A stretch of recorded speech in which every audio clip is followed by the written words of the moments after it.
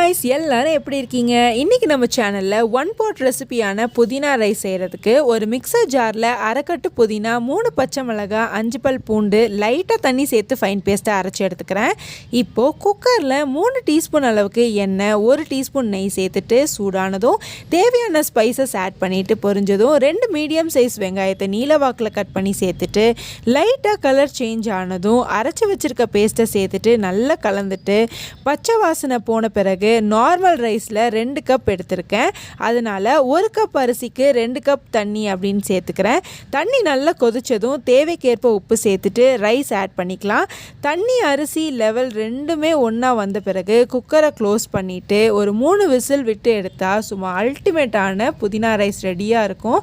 இந்த ரெசிபியை உங்கள் ஃபேமிலி மெம்பர்ஸ்க்கு லஞ்ச் பாக்ஸ் ரெசிபியாக ட்ரை பண்ணி பார்த்துட்டு உங்களோட கமெண்ட்டை மறக்காமல் என் கூட ஷேர் பண்ணுங்கள். இந்த வீடியோ பார்த்ததுக்காக நன்றி.